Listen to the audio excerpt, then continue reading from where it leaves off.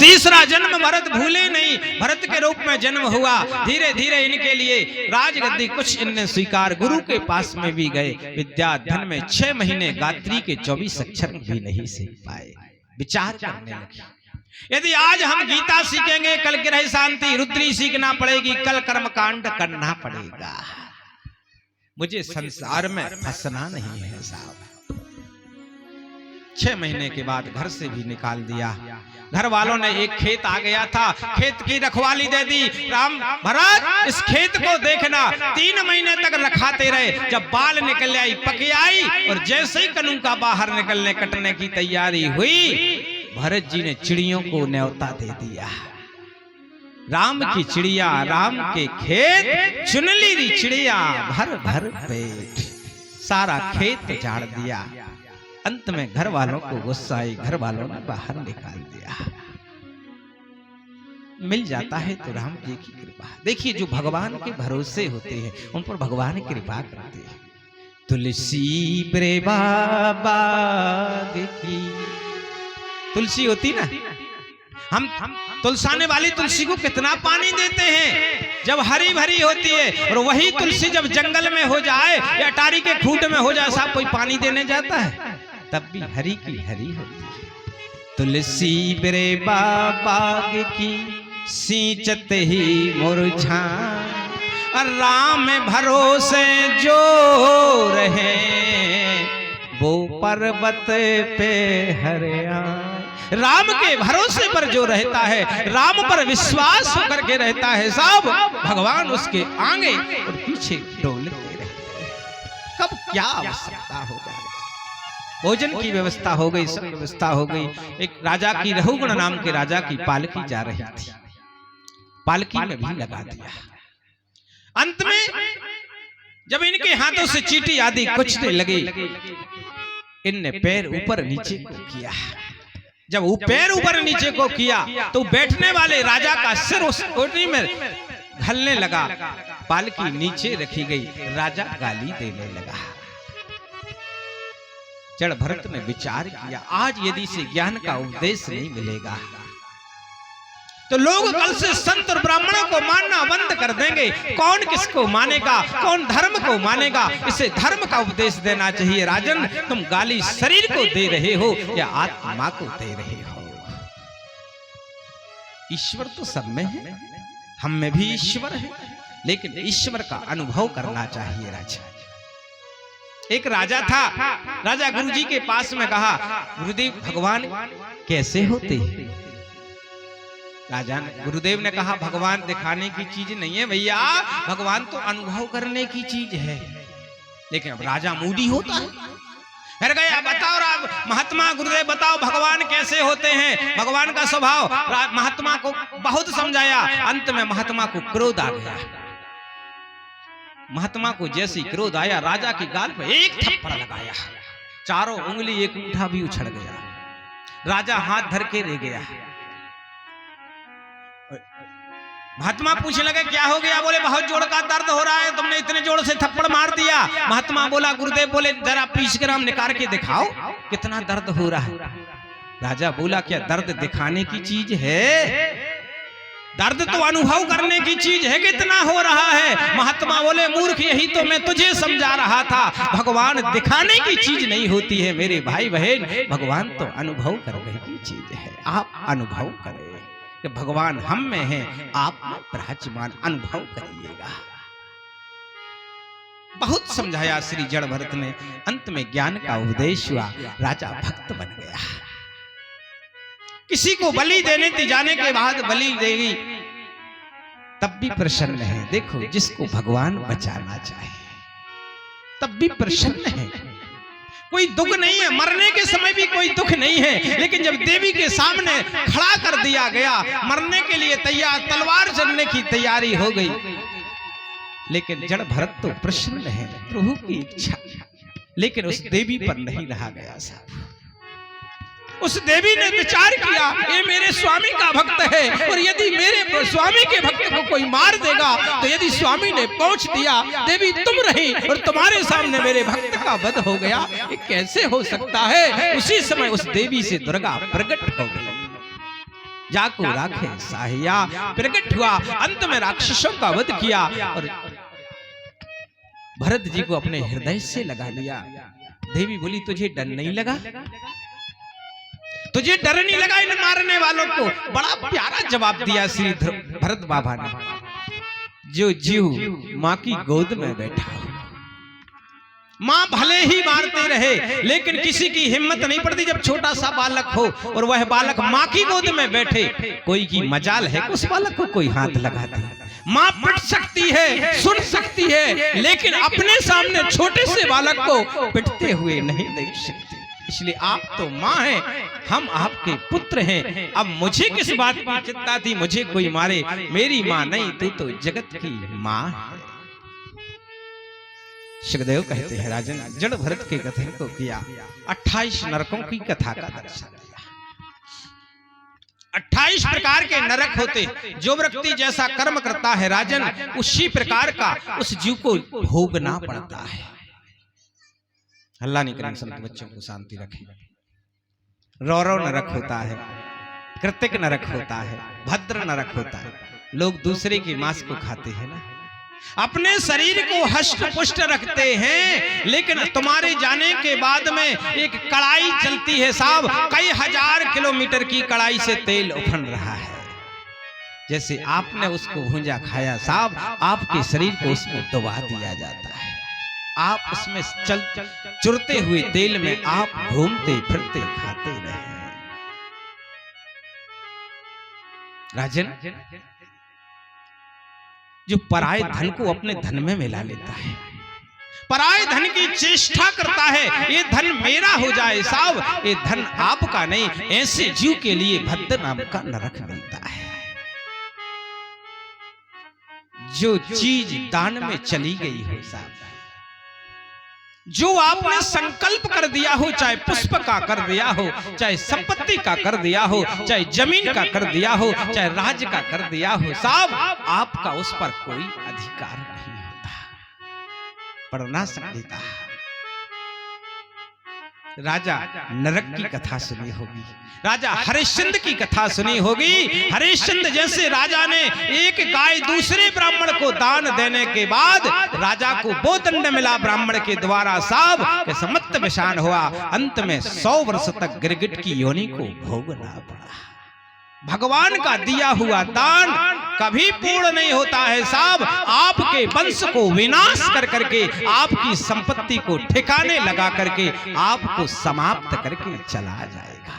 आपका नहीं है साहब, वो तो दूसरे का, भगवान का है। आप दान दे चुके हैं, उस पर आपका कोई अधिकार नहीं है। भगवान की संपत्ति पर, भगवान की जगह पर कभी किसी को अपना हिस्सा नहीं जमाना चाहिए साहब, नहीं तो वो नरक का पंथ स्वयं मिटेगा सो मिटेगा। अंत में आपके परिवार को दशांश भोगना पड़ेगा। ऐसे जीव को धत्रिक नाम का नरक प्राप्त होता है साहब। यदि नरकों की कथा सुनोगे ना तो घबरा जाओगे।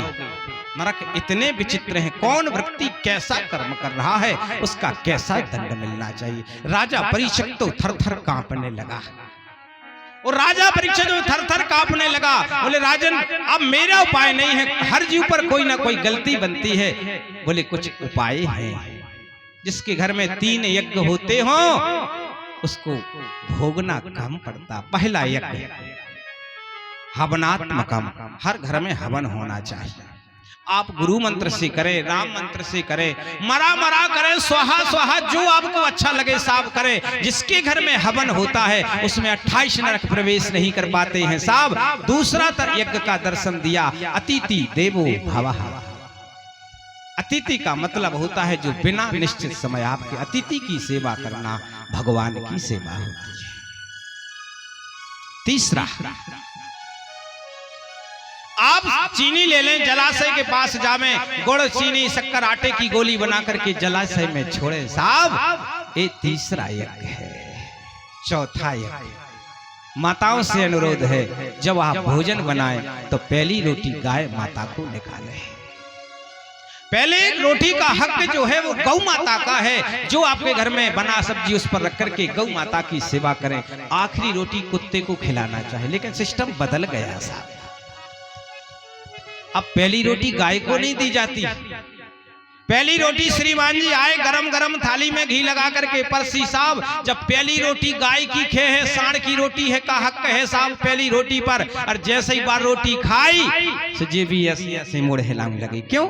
जैसा अन्न खाओगे वैसी प्रवृत्ति, तो क्यों आपने गाय के अन्न को खाया है साहब, तो गाय जैसी बुद्धि आपकी भी हो जाएगी। और आखिरी रोटी हो कुतिया की, हाँ आखिरी रोटी कुतिया की, सो माताओं ने नहीं बचन देता, आखिरी स्वयं खा गई से दिन भर बिल्कुल कुतिया, हाँ चकर चकर बिल्कुल साफ चलता रहता है। जैसी रोटी खाओगे ध्यान करिएगा, पहली रोटी गाय माता को खिलाए, आखिरी रोटी कुत्ते भगवान को खिलाना चाहिए।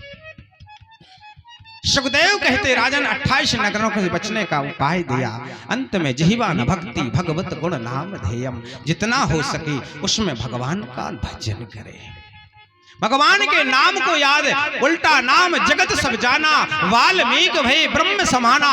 आप राम से कहो चाहे कृष्ण से कहो, जैसा भजन करना वैसे करिए, जिह्वा न भक्ति भगवत गुण नाम ध्येयम।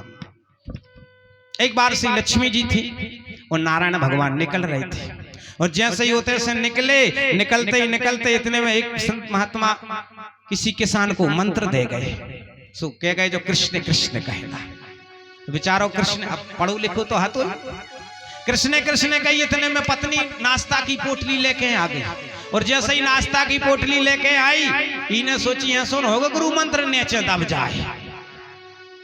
अब घंटा लो पत्नी आगे पीछे फिरत रही, बोली नाश्ता तो कर ले, बोले नहीं करने गुरु मंत्र दबजे, बोले ऐसा करो तो उधार हमें दे दी।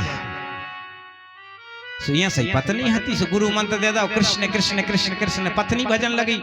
श्रीमान जी किसान ने भोजन पानी करी, भोजन पानी पीवे के बाद में बोले देव हमारा गुरु मंत्र वापसी देव। सो पत्नी भी भूल गई थी, कृष्ण कृष्ण की जगह जा भी खिसल चंद कहने लगी।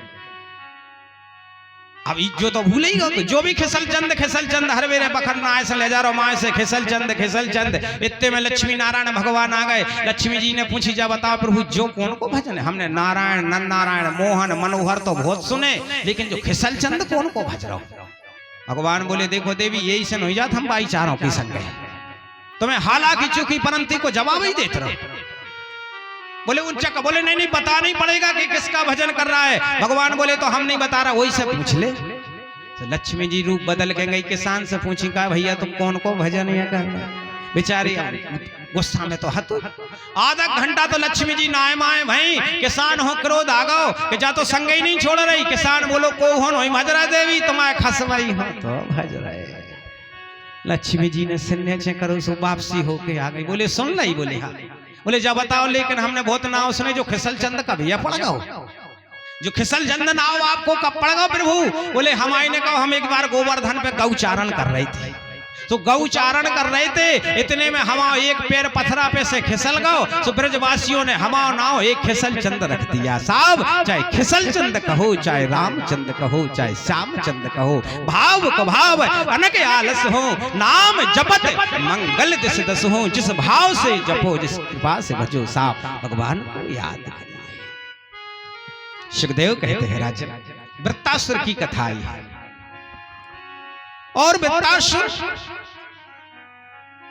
तुष्टा मुनि, वृत्तासुर और तुष्टा मुनि दोनों की कथा का दर्शन है। अंत में इसको ब्रह्म हत्या लगी। ब्रह्म हत्या धोने के लिए पुत्र के लिए हुआ, इंद्र के द्वारा वध हो गया।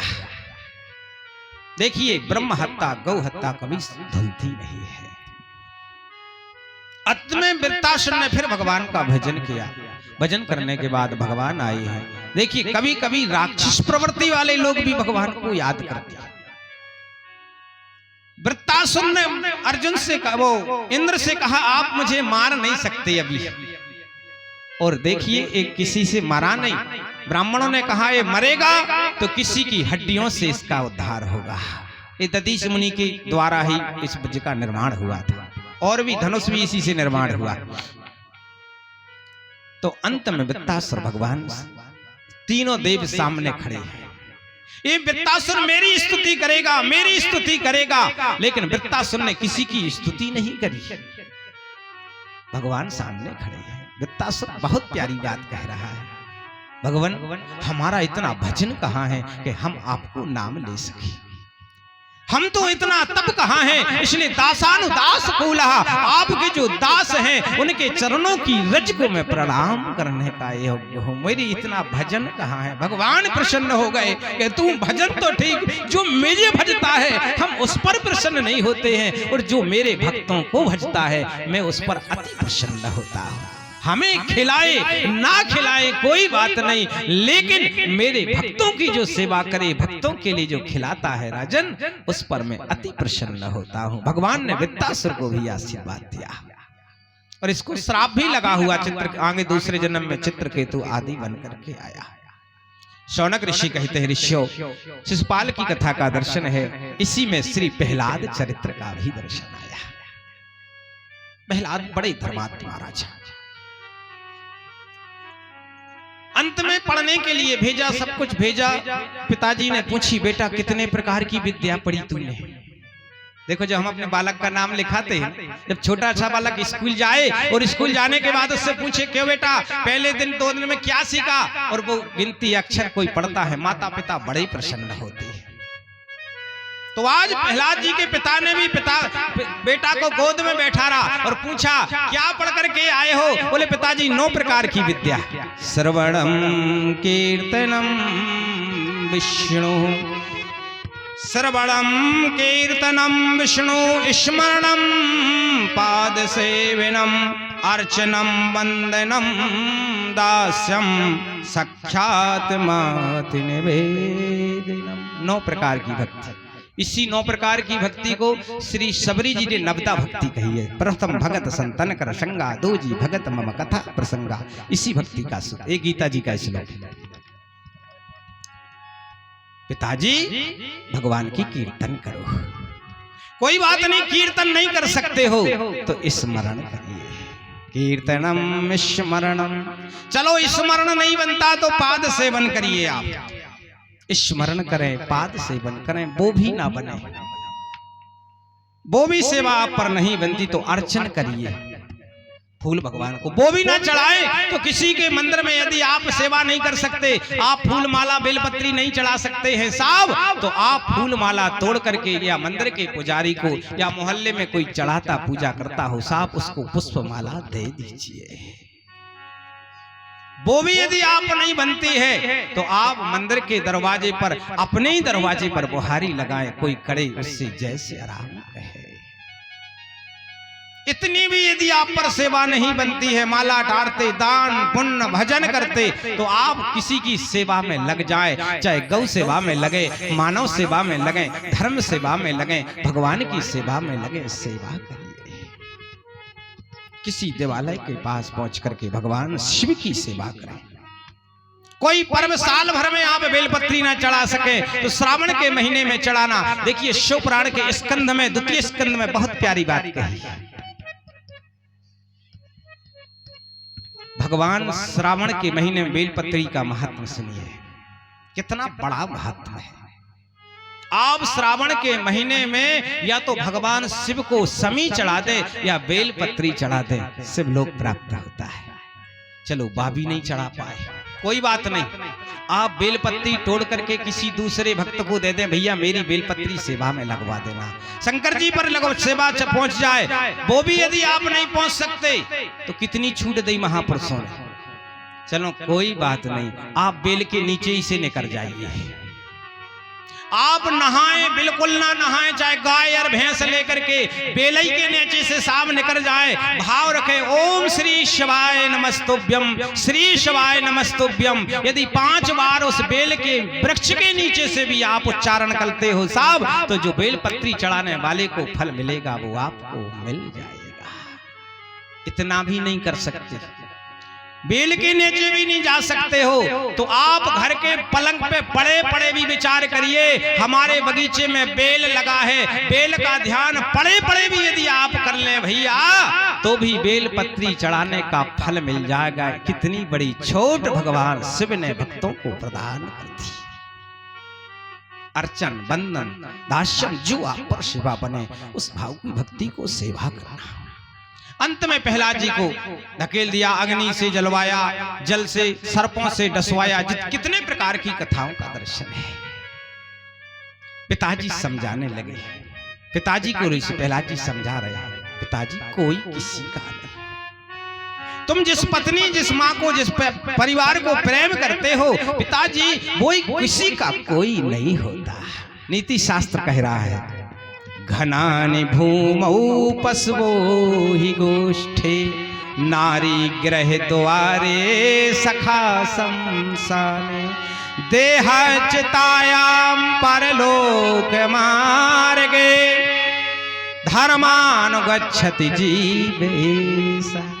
पिताजी, जो नारी प्रिय होती है ना, प्रहलाद जी अपने पिताजी से कह रहे हैं, जिस नारी को आप अपना प्राण प्रिय समझते हो, वो देरी तक का साथ रहती है। साहब, देरी के बाद संग छूट जाता है, सखा शमशान तक चले जाते हैं। याद रहते हैं लोग, महीने 2 महीने तक याद रखते हैं। देवो न गच्छति जीव ऐसा, ये जीव भगवान के धाम को चला जाता है। जैसा निर्णय भगवान को करना करते हैं। सब परिवार की कहानी बनी रहती है, कोई किसी को प्रेम नहीं करता। और जो जिसका प्रिय होता है ना, उसी को तो मिलता है। एक राजा थे, राजा और एक महात्मा थे। महात्मा ने भगवान के मंदिर में गए, प्रसाद में केला मिल गया। ध्यान से सुनना कथा। वो केला जब प्रसाद के रूप में मिला तो महात्मा ने भी नहीं केला खाया। महात्मा का प्रिय राजा था, वह केले का फल राजा को दे दिया। राजा ने भी फल नहीं खाया, क्योंकि राजा रानी को चाहता था।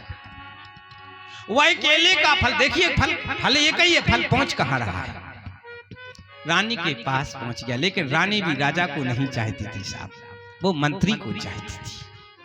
कुछ घंटे के बाद वही केले का फल मंत्री के पास, मंत्रण के पास पहुंच गया। मंत्री के पास पहुंच गया राजा, रानी के यहाँ से। लेकिन साहब, मंत्री भी मंत्रण को नहीं चाहता था, वो वहां की भंगन को चाहता था। साहब, केले का फल भंगिन के पास, भंगन समझ रहे, झाड़ू लगाने वाली, उसके पास पहुंच गया। लेकिन भंगन भी भंगिन को नहीं चाहती थी साहब, वो झाड़ू लगाने वाली भंगन वहां के राजा को चाहती थी। जब सुबह झाड़ू लगाने आई तो अपने काक से, थैले से केले का फल निकाल करके राजा को देने लगी। राजा फल को देखने लगे, ये फल तो कल 10 बजे गुरुदेव ने दिया था, तेरे पास कहां से आ गया। ये है संसार साहब। प्रेम तो करना चाहते हैं, हंसते तो हैं, हम तुम्हारे बिना जी नहीं सकते, ये नहीं करते साहब। लेकिन प्रेम कोई किसी दूसरे से करता है, कोई किसी का नहीं। प्रहलाद ने बहुत समझाया। प्रहलाद से पिताजी बोल पड़े, तेरा भगवान क्या इस खम्भे में है? बोले, ये कहो कहा नहीं, सिया राम हरि व्यापक सर्वत्र समाना, भगवान तो सब में व्याप्त है। तेरा खम्भे में भगवान है? बोले हाँ। प्रहलाद जी हाथ जोड़ करके आज स्तुति कर रहे हैं खम्भे की। हे भगवान, इस दास की लाज को बचा, इस दास पर कृपा करना। आप तो नर बन जाते हैं, आप नारायण बन जाते हैं, आप पत्थर भी बन जाते हैं और पत्थर से नारी बन जाते हैं। पढ़िए मानस, गौतम नारी श्राप बस उपल देह धरि धीर, चरण कमल रज चाहती कृपा करो रघुवीर। अरे उस पत्थर से नारी बन सकते हैं आप, तो क्या इस पत्थर से नारायण नहीं बन सकते? रामावतार में आप नर पत्थर से नारी बन गए, तो आज इस अवतार में, नरसिंह अवतार में आप हे प्रभु अवतार धारण करें, इस पत्थर से नारायण बने। भक्त भगवान को जैसा बोलना चाहिए। कल मैंने कहा था कि जब कोई संसार का साथ छोड़ देता है साहब, हाथ उठा करके कहे, अब मेरी हंसी नहीं, अब तेरी हंसी है। द्रौपदी ने यही तो कहा, दीन दयाल सुनी जब से, तब से मन में बस चाहे यही है। द्रौपदी कह रही है, तेरे कहाऊ के जाऊं कहां, अब तेरे हे नाम की फेंट कसी है। अब मेरी हंसी नहीं, अब तेरी हंसी है। हे माधव, अब मेरी हंसी नहीं है, दुनिया में लोग कहेंगे किसी बहन की लाज भाई के सामने चली गई, इस लाज को यदि बचाना है माधव तो तुम्हें बचाना पड़ेगा। अब मेरी हंसी नहीं अब तेरी हंसी है। जैसी द्रौपदी ने हाथ उठा करके आंखों से आंसू प्रवाह करके भगवान की स्तुति करी, आज उसी प्रकार श्री प्रहलाद हाथ उठा करके कह रहे हैं, हे माधव जैसी द्रौपदी की लाज को बचाया, आज इस दास की लाज को बचा देना। लोग नहीं तो कल से भजन करना बंद कर देंगे। विश्वास रखिएगा। भगवान उसी समय में से साहब पत्थर में से प्रकट हो गए। बोली नरसिंह भगवान की जय। अंत में राजा बोला ना मार सकते, दिन में रात में ऐसे कई प्रकार के वरदान हैं और अंत में भगवान ने धाम को भेज दिया। एक बात कहूं, आज भी प्रहलाद है, आज भी ध्रुव है, आज भी मीरा है, आज भी इस देश में तुलसी तो है, लेकिन जैसा प्रेम पहले था वो प्रेम अब नहीं है साहब। कितनों ने कविताएं लिख रही हैं, कितने कविता लिख रहे, लेकिन क्या वो मीरा जैसा सूरदास जैसा स्वाद है? सूरदास ने जो पंक्ति की रचना कर दी लाभ साहब, लोग पीएचडी का रिसर्च कर रहे हैं, सालों बीत गए लेकिन एक शब्द का अर्थ नहीं सोच पा रहे। सूर्य अनेक फिरे कड़ मांगत, खूब ऐसे सूर फिर रहे घर घर मांगत, सूर्य फिरे अनेक कड़ मांगते, सूर्य अनेक फिरे कड़ मांगत, पे पद सूर को प्रेम कहा, पुनिताल मजीरा मजाती फिरे, पर मीरा सी मतवारी की चाहे कहा। सिया राम कथा कितनों ने लिखी, सिया राम कथा कितनों ने लिखी, पर तुलसी कैसी मर्यादा कहाँ। नरसिंह बसे प्रति खंबन में, पर कारण को प्रहलाद कहा।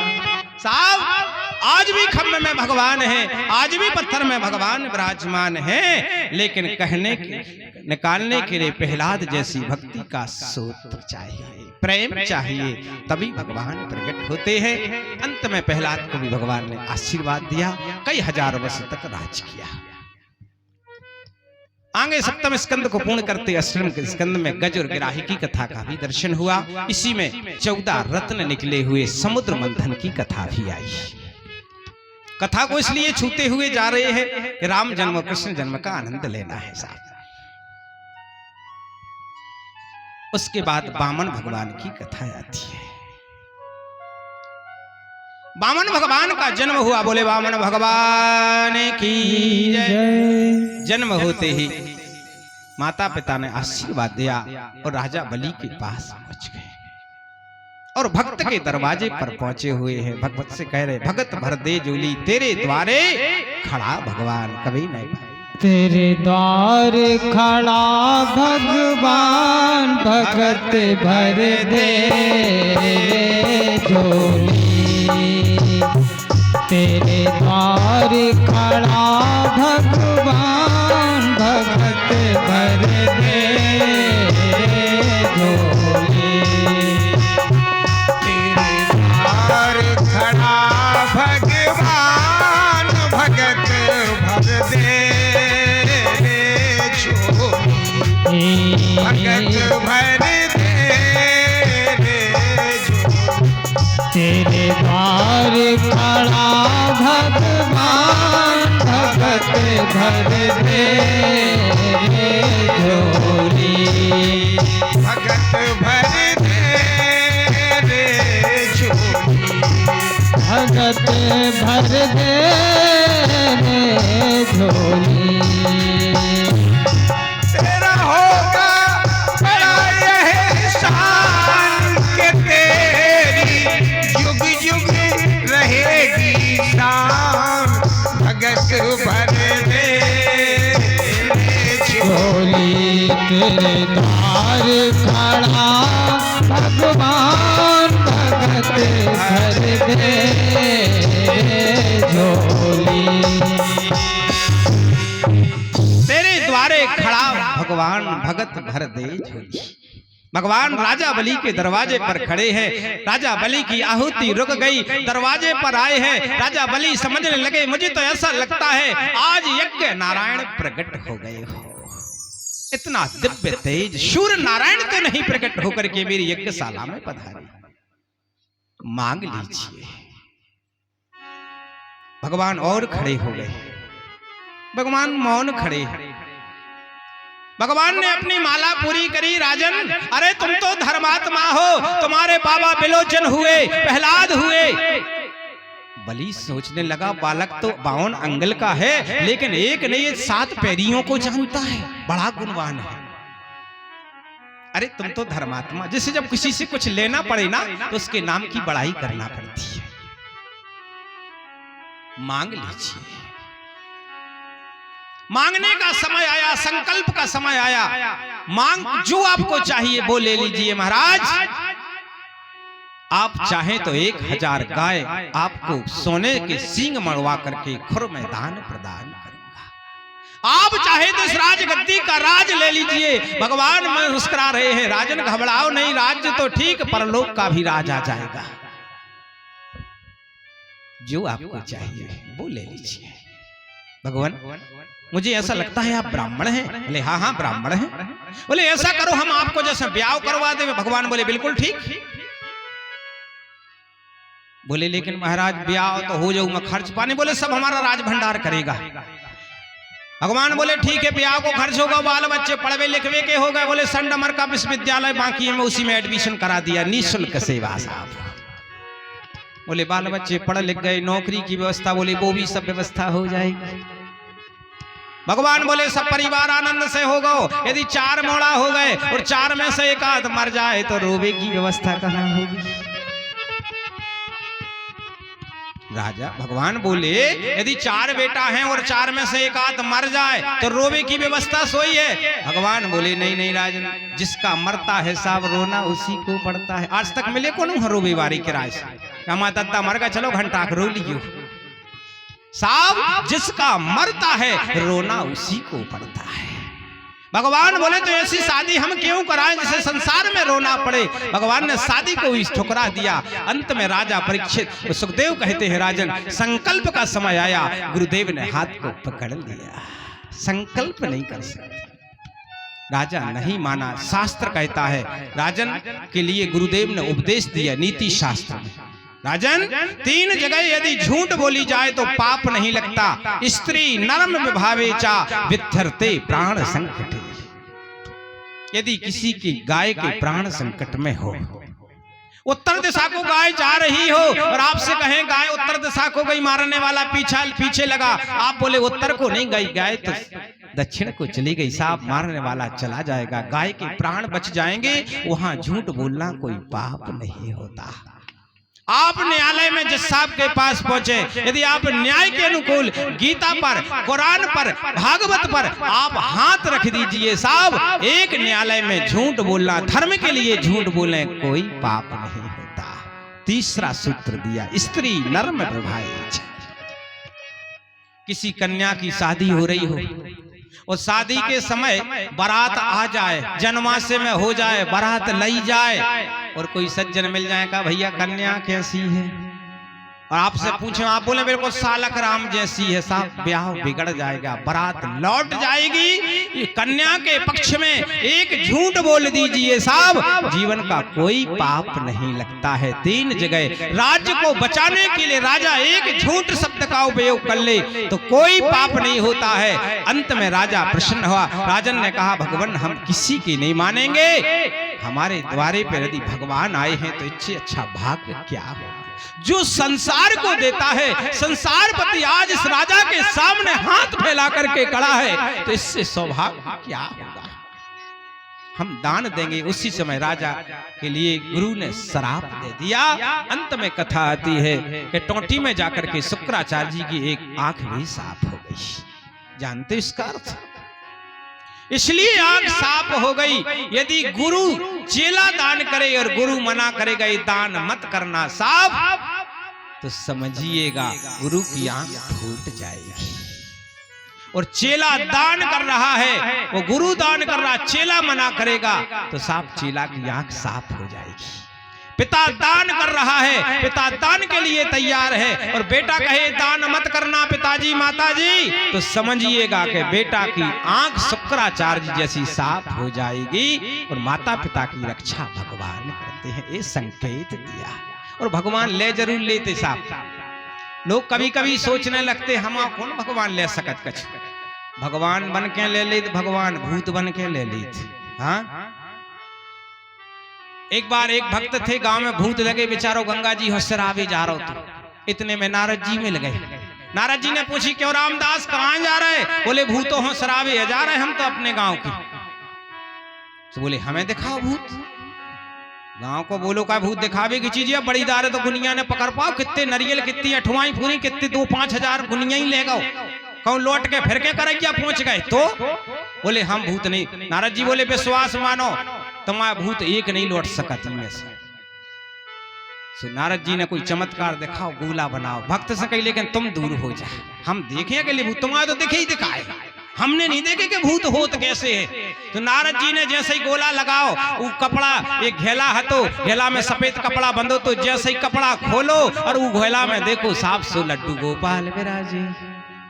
नारद जी बोले ई में तो भूत भरे थे, जवा तिली तुम कहां से आ गए? बोले हम यहाँ भूत काए? बोले ई के साल भर के मंगल निकर गए, ई ने एक ही नरियल नहीं फोरो, ई ने एक ही सत्यनारायण की कथा नहीं सुनी, तो हमने साल भर में भूत बन के इसे नरियल फोरवा ले, दान करवा लिया। साहब भगवान भूत बन के ले लेते, भगवान डॉक्टर बन के लेते हैं, भगवान अपना हिस्सा नहीं छोड़ते। साहब कोई कितना ही बचाना चाहे बच नहीं पाएगा। होटल बोतल और अस्पताल के रूप में भूत के रूप में साफ समाप्त हो जाएगा, वो अपना हिस्सा पूर्ण करते हैं। सुखदेव कहते हैं राजन संकल्प हुआ 3 पग पृथ्वी का संकल्प पूर्ण हुआ, अंत में राजा बलि को बंधी बना दिया। और राजा बलि को जब बंधी बनाया, बनाने के बाद तीसरा हुआ, अंत में राज मिला। भगवान 4-4 महीने के लिए सब सेवा के लिए पहुंचे। अंत में कथा आती है, लक्ष्मी जी भगवान को लेने पहुंची, तीनों देवियां भाई का संबंध बना करके राखी का संबंध लेकर के आई। राजा बलि प्रसन्न हो गया। लक्ष्मी जी बोली मांग लो भाई, आज जो तुमको मांगना है इस बहन से मांग ले। राजा बलि, ये भागवत जी में कथा नहीं, स्कंद पुराण में है, भविष्य पुराण में इसकी कथा का दर्शन जो मैं कह रहा हूं। मांग लीजिए। तो लक्ष्मी जी से क्या मांगा राजा बलि ने मालूम?